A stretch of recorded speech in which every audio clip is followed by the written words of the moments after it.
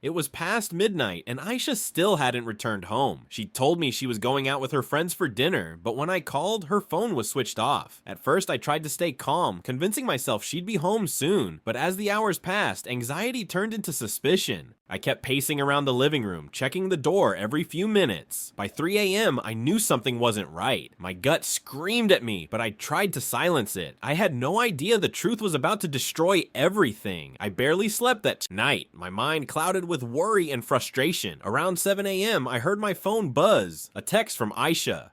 Relieved, I unlocked it quickly, expecting an apology or an explanation, but what I read made my blood run cold. It wasn't meant for me. The message said, "Last night was amazing. I can't wait to see you again." My heart stopped. My hands shook as I reread it over and over. It didn't take a genius to realize what it meant. My worst fear was no longer just suspicion, it was reality staring me in the face. I sat frozen, unable to move, while the text burned into my mind. There was no mistake. The tone, the words, everything screamed betrayal. Seconds later, another message arrived. "Delete the chat, my husband can't find out." That confirmed it. My chest tightened as I struggled to breathe. It was like the ground beneath me had disappeared. I'd trusted her with everything, built a life around her, and in one careless text, she destroyed it all. I didn't reply, didn't confront her immediately. Instead, I decided to wait. I wanted to see her face when she walked through that. Dr. Ayesha finally came home around 10 a.m., wearing the same clothes from last night. Her hair was messy and she looked exhausted. "Morning," she said casually, avoiding eye contact as she placed her bag on the table. My blood boiled, but I forced myself to stay calm. "How was dinner?" I asked, keeping my voice neutral. She hesitated, then smiled faintly. "Oh, it was great. We stayed late talking."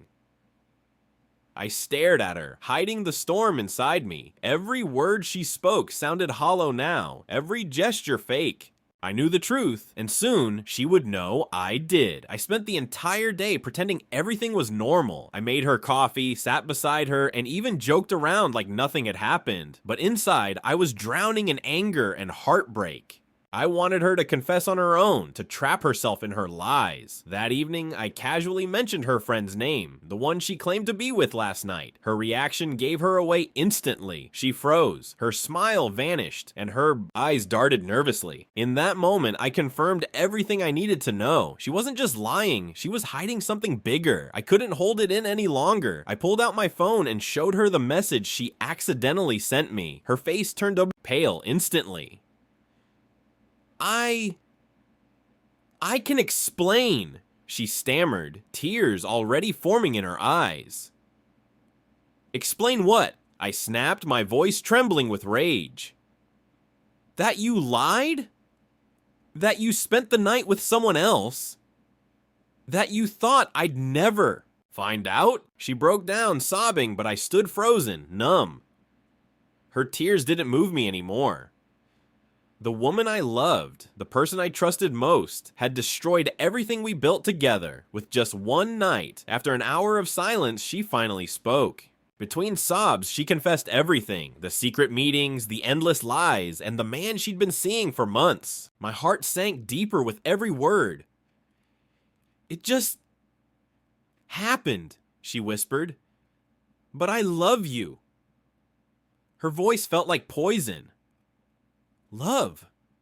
What kind of love does this? My hands trembled as I listened, torn between anger and heartbreak.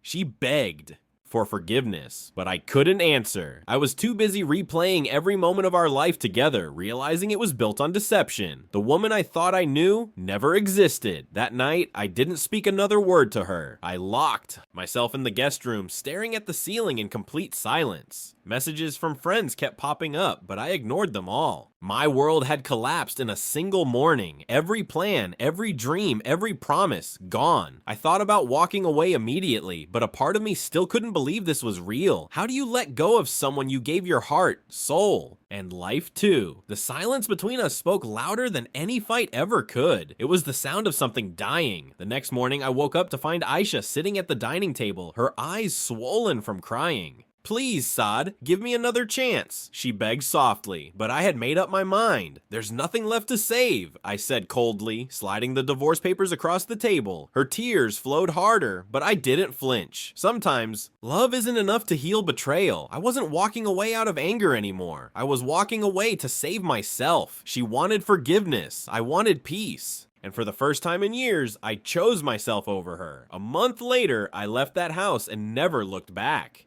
The pain didn't vanish overnight, but slowly I began to heal. I poured my energy into my work, my health, and rebuilding my life.